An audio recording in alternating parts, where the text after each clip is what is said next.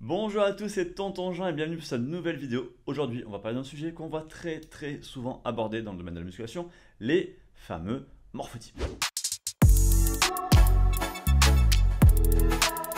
Pour démarrer, il faut savoir que cette classification remonte à 1942. Elle a été établie par le docteur Sheldon qui était psychologue. Et oui, c'était un spécialiste du mental et pas du physique. Étrange, non? Alors pour sa classification, il a associé un aspect mental et un aspect physique pour définir trois catégories. Ectomorphe, mésomorphe, endomorphe. On va les voir en détail, mais d'abord surtout, si la vidéo vous plaît, je vous inviterai à liker, partager, commenter, parce que c'est vous qui faites vivre la chaîne, n'oubliez pas. Allez, on démarre avec le premier, le morphotype de type ectomorphe. Alors l'ectomorphe c'est quoi? C'est quelqu'un de maigre qui peut manger ce qu'il veut sans prendre de poids avec un tempérament plutôt nerveux. En gros, c'est exactement comme ça que j'étais avant de commencer la musculation. Je pouvais manger ce que je voulais, je prenais pas de poids et je faisais 20 kilos de moins que maintenant. Et si on rentre un peu plus dans le détail de l'ectomorphe, c'est quelqu'un avec des clavicules étroites et un bassin étroit, des os fins, des membres plutôt longs avec une masse musculaire de base très réduite et des articulations fragiles. En gros, c'est vraiment l'archétype du mec qui a pas de chance pour faire de la muscu, quoi.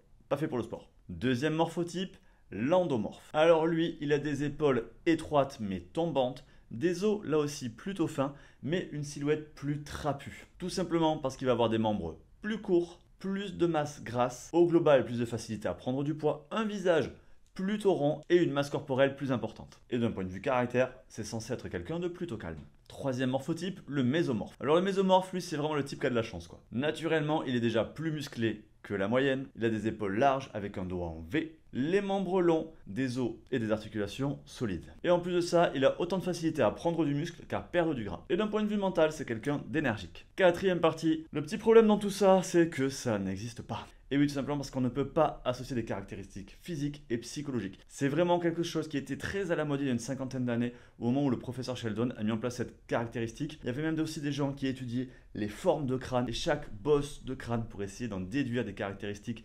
psychologiques, mais tout ça, ça n'a jamais vraiment porté ses preuves. Et quand on regarde ces morphotypes, il n'y a tout simplement aucun fondement scientifique à cette théorie, c'est simplement des observations d'un psychologue. En plus de ça, si on creuse un peu, on peut se rendre compte que si on suit cette classification-là, le morphotype, il aurait tendance à changer au fil du temps. Et oui, parce que même un ectomorphe qui a du mal à prendre du gras, en vieillissant, va prendre du gras plus facilement. Ça veut dire quoi? Son morphotype, il change au fil des années? Donc clairement, personne n'est pile poil dans une case. Et surtout, ne vous faites pas bloquer par ça, ne vous arrêtez pas à ça. C'est clairement pas le plus important pour progresser correctement en musculation. Attention, ce qui n'est pas important, c'est de connaître son morphotype. Par contre, sa morphologie, ça c'est important. Et bien sûr, il est important de savoir si vous avez des membres longs ou pas, si vous avez de la facilité à prendre du muscle ou pas, si vous avez des articulations fragiles ou pas. Ça c'est important. Mais ça, c'est pas lié à un morphotype. C'est lié à votre génétique, à votre morphologie, à votre anatomie. Et plus vous connaîtrez votre corps et plus vous pourrez améliorer aussi bien votre entraînement,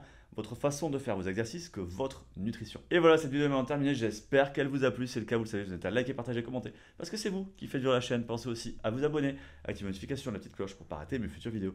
D'ici là, je vous dis à bientôt. Faites-vous plaisir, lâchez rien. À plus.